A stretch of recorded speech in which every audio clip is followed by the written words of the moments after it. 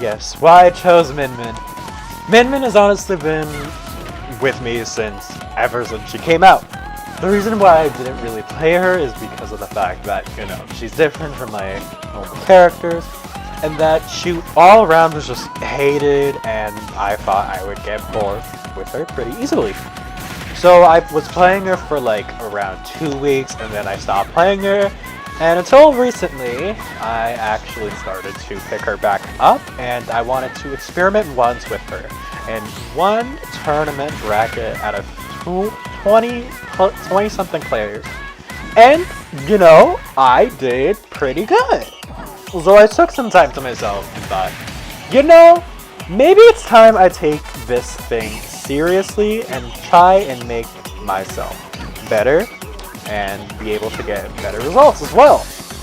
Jigglypuff and Ice Climbers hold me back so damn much, honestly, to the point where it's unbelievable with Jigglypuff and just her not being able to beat out things or just trading constantly or just predictable approach options, And then with Ice Climbers, you have Nana, and then you have the struggles of Solo Popo, and just the glitches and bugs that Ice Climbers just has.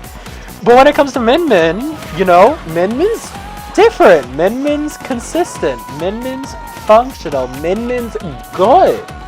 So I took the time and just thought, you know what? This is my time. This is my day. This is my month. Let's go with Min Min. So I took the time and said, let's start going with Min Min. Starting in the middle of June, I actually started to try Min Min out and say, this is going to be my main for a little while, and I'm going to see how it goes. Turns out, really, really good results as of recently. And it's crazy to me because of the fact that, I'm doing good because I'm playing consistently with a consistent character. Min Min's super, super good, and I've been enjoying her a lot as of recently in terms of bracket play. And now I know that Min Min is going to be my bracket character. Now, in terms of how Min Min helps me in terms of my bracket play and matchups, Min Min is a top tier / high tier character, arguably, and she has a very good matchup spread compared to Jigglypuff or Ice Climber set. They lose to top tiers, they lose to Peeves, they lose to Joker, all those characters. Min Min does not struggle with those matchups. Min Min has a decent time with those matchups, therefore I could have a better time in terms of winning those matchups or just having a better experience in general. When I have Min Min, it's going to be an easier time for sure. However, there are a few matchups that I will personally probably struggle with in terms of Pikachu or Greninja or Jigglypuff. I don't know about Jigglypuff, honestly, because I haven't played one and I don't feel comfortable yet in terms of Jigglypuff with Min Min. But who knows? You never know. But I personally think that Jigglypuff beats Min Min. But yeah, with characters like Wii Fit Trainer, I feel like I would be more comfortable with Ice Climbers. And I have gone Ice Climbers in the brackets that I've been going Min Min for Wii Fit Trainer. And I've been doing pretty good with those matchups. So it's just like, okay, maybe Min Min is going to be my main character, while I'll still keep Jigglypuff and Ice Climbers for bad or uncomfortable matchups like Jigglypuff for Rob, or Ice Climbers for Wii Fit Trainer for that example. Offline has slowly been panning into the face of the community again for Super Smash Bros. Ultimate, and whenever I go offline, I want to go with Min Min and I want to get my chance. In terms of top players like Proto Banham, Terra in Japan, and Dabuzz in North America, we have so much potential for Min Min that still hasn't been broken through, with Proto Banham beating Zachary and He is one of the 3 contenders for Best Japanese Player and has the chance to get very, very high up on the PGR when offline comes back as the main focus for Super Smash Bros. Ultimate. Min Min is so damn good that I am ready to try it out.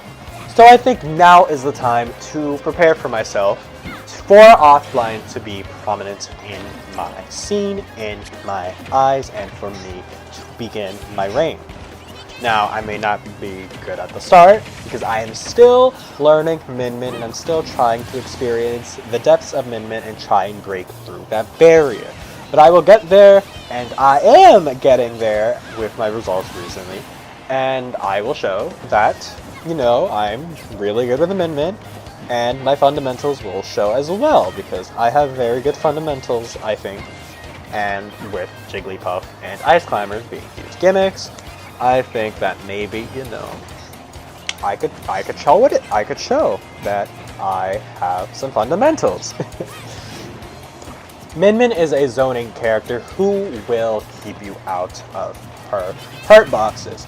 When you get in, it is a struggle for her to get out of disadvantage, but once she is back into neutral play, she will dominate and tear it up. So with Jigglypuff and Ice Climbers, you know, Ice Climbers is neutral, is very strong, while Jigglypuff is just very strong in advantage state.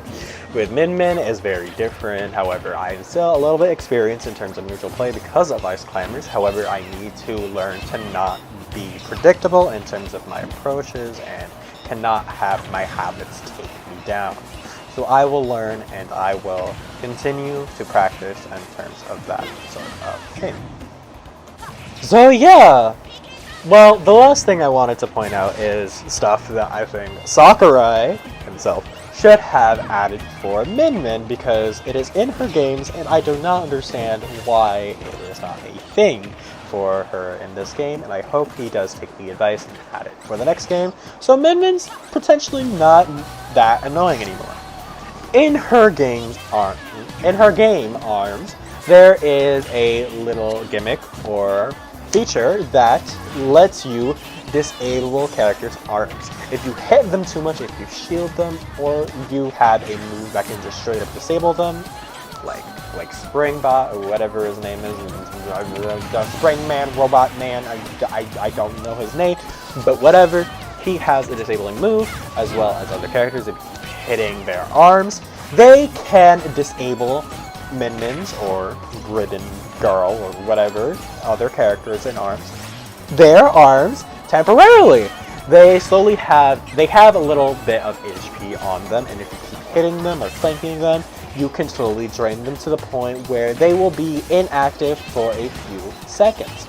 Now, in arms, what this does for the other opponent, it makes them not be able to move very fluidly, and they become a little bit more sluggish and that sort of thing.